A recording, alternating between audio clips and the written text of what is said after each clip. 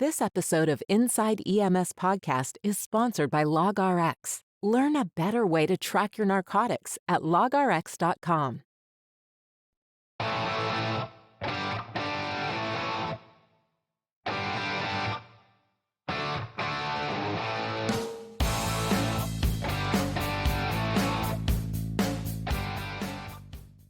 Here we go, and it's time for another week of going inside EMS. I am your host, Chris Cebollero. Again, thank you for allowing us to join you on your EMS journey. And with me always, well, not always, because he does do a lot of other duties as assigned, but he is with me always in my heart, my good friend, Kelly Grayson. KG, how was your week? Oh man, it was lovely. Saw some interesting cases, and it's pretty cool. One thing about doing critical care transports is occasionally you get to see some really neat stuff and deal with some zebras that you don't see often in the field. Yeah, so one of the things is keep your eye on those things, because I'd love to be able to talk about, some of those calls. When we start to think about our everyday humdrum calls that we do, which I don't think there's any humdrum calls, right? Even on the benign of knee pain calls, we can, polish our interviewing techniques. We can learn more about heart tones by listening to what a perfect heart should be, what good lungs sound like. So I think you can learn something on every single call. But as we now start getting into the more complex calls, there may be calls that you run that may need some discussion and things to that effect. But you wouldn't tell me what we were going to talk about today. So usually we do show prep, but Surprise. there is no show prep today. So I am going to let you take me down this, and I'm really almost afraid. But remember, we're a family show, so let's keep it PG. Well, I was surprised. I was reading your book the other day. Yes, I'm the guy who read it. The one guy, you're the one guy who bought the book. No, it's good. You've written several of these books, Yeah. but the ultimate coaching book, and that led me down the wiki wandering rabbit hole. And I looked at your YouTube video on the same thing, where you advocate that we move from a progressive discipline to a culture of coaching. Yes. And I'm still set in my ways. Why do you think that progressive discipline is not the way to go, and that the culture of coaching? I actually happen to agree with you a little bit, but I'm playing devil's advocate for the people that have not seen your video and read your book and are unfamiliar with the concept. Why don't you tell us some more about a culture of coaching? So I think that the progressive discipline system is very, very antiquated. And I think it goes in line with the whole, the days of command and control and leading from a position of authority are over. One of the things that I think happened, and in my first book, Ultimate Leadership, 10 Rules for Success, those are the rules I had to develop to become a successful leader, because I was horrible in the beginning. I've been very open about that. But rule number 8 is experience comes from mistakes, and mistakes come from lack of experience, right? Yeah. So now when we start to think about those things, if we believe rule number 8, and we should, because what's the one thing that we ever did the first time we did great? That means we're going to make errors and we're going to make mistakes, and it's supposed to help us grow. But in the antiquated system of progressive discipline, I may now start to get a written warning because of that. I mean, is that really fair? And I got to tell you, Kelly, in my career, I've gotten enough progressive discipline, enough paper that I can wallpaper a small closet. But let's go. All right, let's be honest. Maybe it's a walk-in closet, but it's still the point, right?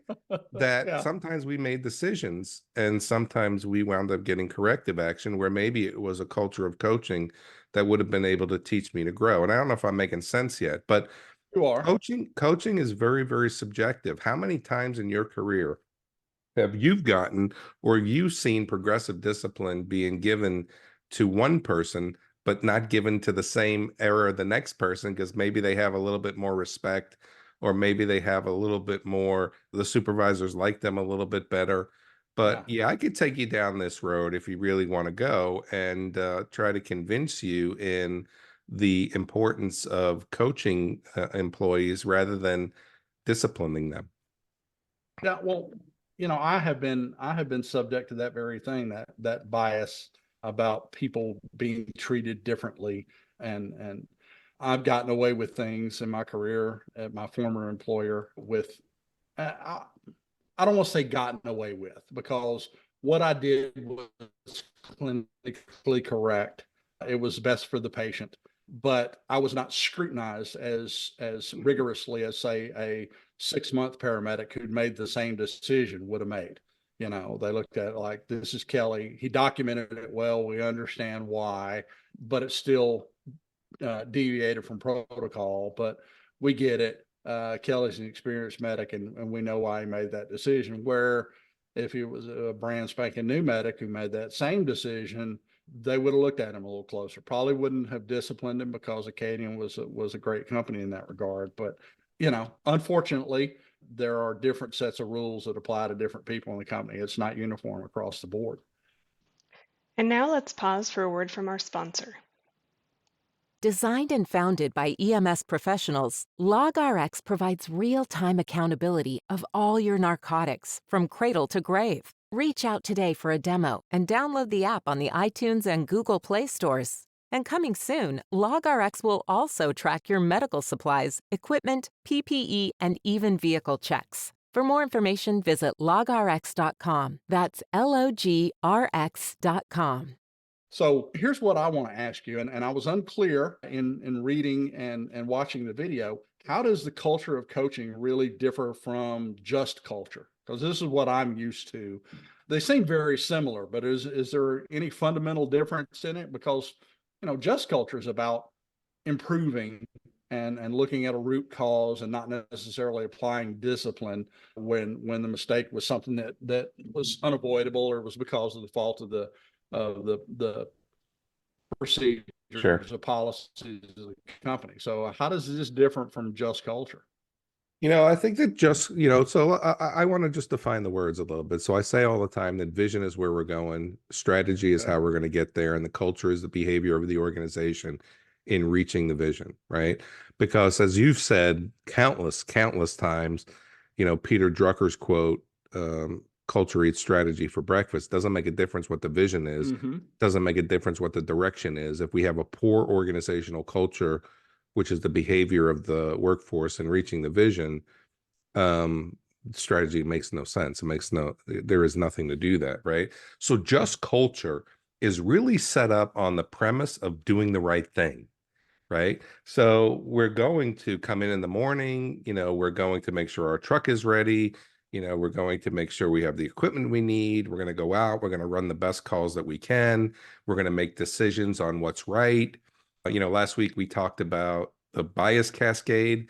We're gonna think that we're doing the right thing here, and then we make the decisions based on that. We're just going to do the right thing. It's the just culture. It's the right culture. Yeah. When we think about a culture of coaching rather than progressive discipline, if I screw something up, I am almost guaranteed that I am going to sit in front of my supervisor and get the next level in progressive discipline. Or if they think that the situation is so egregious, I may skip a couple levels of progressive discipline and go from a verbal warning to a final written warning, right? Yeah. Maybe a suspension, right? And again, this is all subjective. There's nothing written that says in this situation, I get this instead of this. It is really down to the people who are giving the discipline to say, I'm giving you this. You got no choice about it. It's in policy that I can do this, and I'm going to do it. And I don't think that that is just culture, right? I think that that is subjective, and depending on how you feel about me as an employee is what's going to determine my level of progressive discipline. Now, if we have a coaching culture, I'm going to sit down with you and I'm going to say, Kelly, I think that this is a problem, and you know that we're supposed to do this, and you know that the policies say this.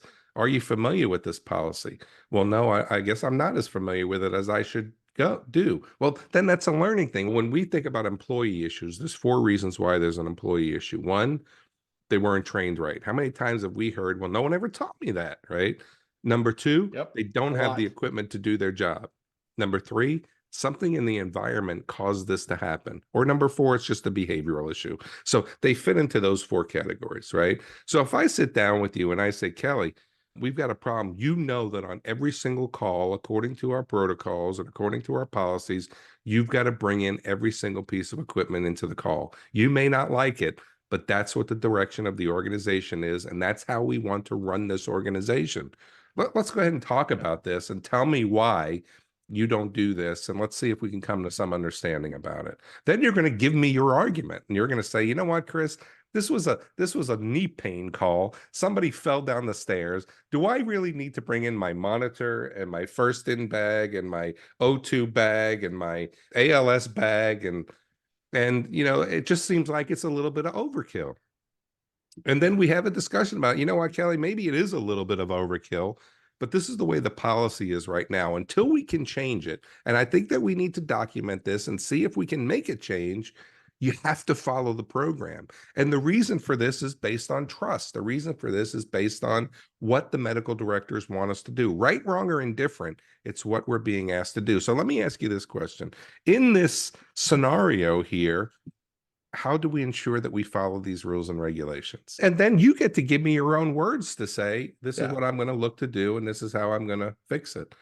And then one of the things about coaching is I can skip all the levels of progressive discipline, depending on how egregious this is, and say, Kelly, this was so bad that I have to tell you that the next time this happens, we may have to end our professional relationship. Yeah. And then I could put that on the coaching forum to say, we can never have this challenge come up again. So I'm not your dad, right? I'm not your parent. I'm not here to punish you, right? Because people will say that all the time. So now I got to be punished because I'm not punishing you. I'm trying to help you. Well, I don't help people by giving them a final written warning. I help people by using my leadership skill to influence them, to teach them, to guide them. But then the rest falls on you. It's not up to me to make that happen for you. If you take my words and if you go back on your own word, there could be repercussions. And that repercussion could be that we're going to end our professional relationship. So, dude, that was a long answer, but hopefully it gives you some foundation. I get it. And it kind of follows the tenets of servant leadership that you've talked about in the past. What is your job as a manager and a leader is to make the people under you, help the people under you be the best that they can be. And that's the whole focus on coaching. It's learning from your mistakes and improving rather than getting punished for them. So in that respect, it's familiar to exactly what I'm used to. It's very similar to Just Culture, the way I've experienced it, but maybe with more of a focus on coaching up people rather than applying a disciplinary paradigm.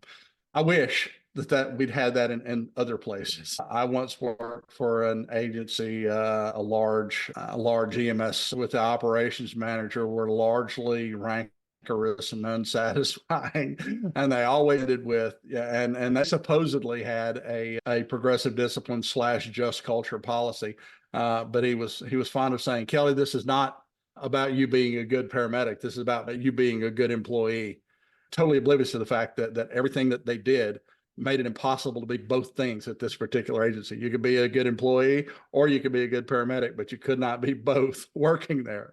And it was the way they approached discipline and fixing what they perceived to be problems that was at the root of that. So yeah, I kind of get it. A culture of coaching. Would that more EMS agencies actually follow that? Why do you think, though, before we close, why do you think that sort of outlook on leadership and discipline is not more widely accepted? Why do you think that so many agencies and so many EMS systems still cling to progressive discipline, this autocratic leadership, and that sort of thing? Man, that's a tough question. Maybe it goes to the fact, Kelly, of where are we getting trained on how to coach people? The only thing that we know in organizations is progressive discipline, right? I mean, how many times have you been on the listservs and somebody has said, hey, does somebody have a policy on discipline? Hey, does somebody have a policy on, when have you ever seen, does anybody have a policy on coaching? We just assume that this is the best for employee behavior and employee growth and development. And here's another thing that happens too. When we give progressive discipline, we now tag those people as cancers or problem children, or, these are the people that Yeah. really need your leadership the most right now. These are the people that are feeling lost in the organization, that need to be remotivated, that need to be re-inspired. This isn't about you and me wanting to fire you. This is about me wanting Yeah. to make you the very best that you can be. Now, I used to say this. Now, I just gave you a written warning. I am going to take this paper and I am going to put it in the bottom drawer of my desk, and I'm going to forget about it unless you make me open that drawer and look in that file, right? Because it's important that when we do this with our workforce, that they know that I'm not going to hang on to this and hold this over their head until the next instance happens. And I think that, Hey, to your yeah. question, why does this happen? Why do we allow this to precipitate in our career field? When have we learned or been taught anything different? So I think that's my answer. Yeah. And I guess it stands to reason that would be the paradigm, because we're picking from a pool of type A personalities, forceful people that are very direct and see something, act upon it, sort of thing. And when we, as a profession, we haven't really valued nuance a whole lot Right. in EMS. So I guess it's supposed it really doesn't play to the innate skill set of the typical people you find in EMS, but it's something that certainly needs to be more commonplace. We need some deeper thinkers and some coaches rather than some of the managers that we have now. But hey, that's what I think about it. We'd love to hear what you think about it. What kind of progressive discipline policy do you have at your agency, or do you have a culture of coaching? How do your leaders manage problems or perceived deficiencies among your personnel? We'd love to hear your thoughts on it. Thanks for tuning in to Inside EMS. Going to catch you guys next week.